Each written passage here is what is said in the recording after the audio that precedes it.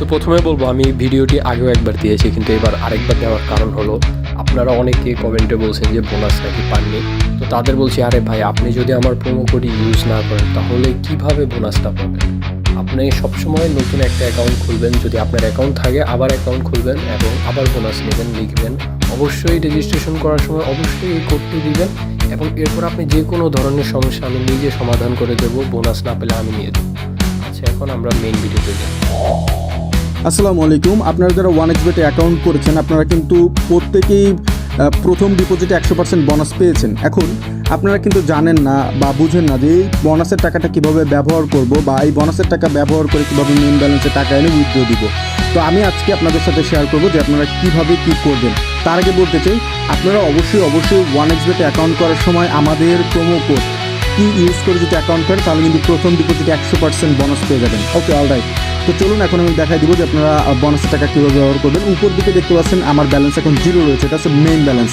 তো আপনারা main balance থেকে কীভাবে বোনাস অ্যাকাউন্টে ট্রান্সফার হবেন, এর জন্য আপনারা নিচের দিকে মেনু বার দেখতে পাচ্ছেন, মেনু বারে ক্লিক করবেন। মেনু বারে ক্লিক করার পরে উপর দিকে আপনারা যেই ব্যালেন্সটা দেখতে পাচ্ছেন এখানে ক্লিক করবেন। এখানে ক্লিক করার পরে নিচের দিকে আপনারা দেখেন যে বোনাস অ্যাকাউন্ট রয়েছে। তো দেখেন আমরা 300 টাকা ডিপোজিট করেছিলাম, এই জন্য কোম্পানির তরফ থেকে আমাদের প্রোমো কোডটা যারা ব্যবহার করেছেন তারা কিন্তু আরও এক্সট্রা 300 টাকা বোনাস পাবেন, সেটা হচ্ছে বোনাস ব্যালেন্সে।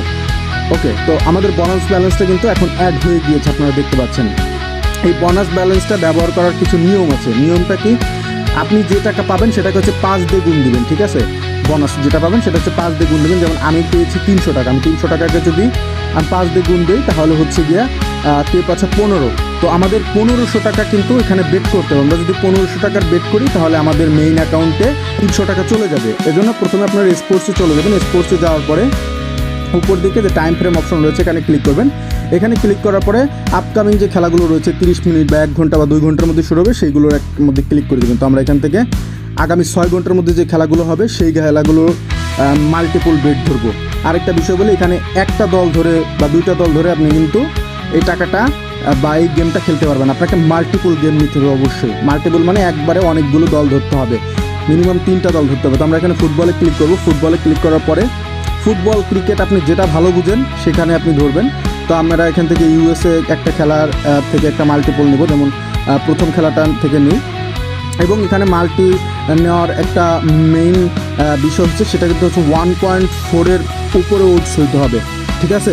1.4-এর বেশি কিন্তু পাইতে হবে। তো আপনাদের পছন্দ অনুযায়ী যেখান থেকে বেট ধরতে চান সেখান থেকে বেট ধরবেন। তো আমরা এখান থেকে 1.4 হচ্ছে গিয়ে এই যে টোটাল 3টা গোলের কম হবে, এখান থেকে ধরলাম। তারপরে উপর দিকে আপনারা বেড স্লিপ দেখতে পাচ্ছেন, just add to bed slip এখানে ক্লিক করবেন। এখানে ক্লিক করলে এই যে আমাদের কিন্তু একটা ধরা হয়ে গিয়েছে। এখন আমরা আরেকটা দল ধরবো, ঠিক আছে? আমরা এখান থেকে আবার আরেকটা দল ধরবো আরেকটা জায়গায় গিয়ে।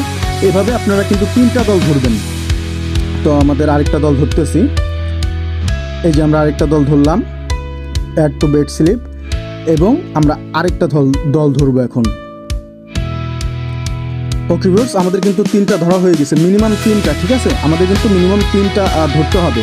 3টার উপরে আপনি যত ধরেন 3টার উপরে মাল্টিপল নিতে হবে। এরপর আপনার নিচের দিকে যদি বেড স্লিপে ক্লিক করেন দেখেন যে আমাদের ওডস কিন্তু 3.217 হয়েছে, ঠিক আছে? তো আমরা এখানে যদি 100 টাকা ধরি, এখন 100 টাকা ধরি 321 টাকা পাবো, ঠিক আছে?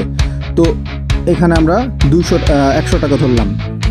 ওকে, আমরা 100 টাকা ধরে আমরা যদি বেটে ক্লিক করি, বেটে ক্লিক করলে কিন্তু আমাদের এটা ধরা হয়ে যাবে, মানে আমাদের কিন্তু 100 টাকা বেট ধরা হয়ে গেল। এবং এই 3টা দলে জেতা লাগবে। একটা দল যদি হেরে যায় তাহলে কিন্তু আপনি এটা লস করবেন, বুঝতে পারছেন?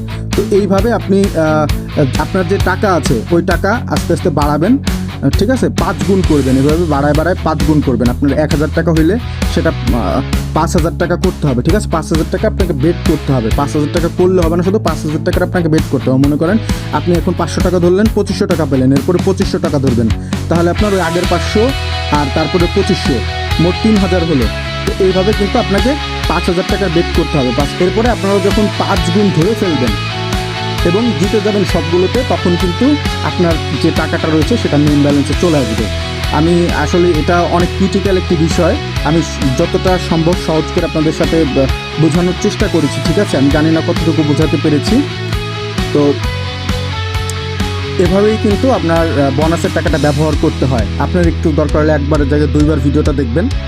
আর সব থেকে মেইন ইম্পর্টেন্ট কথা হচ্ছে যে বোনাসের যে টাকাটা পান এটা মেইন ব্যালেন্সে আনা অনেক টাফ।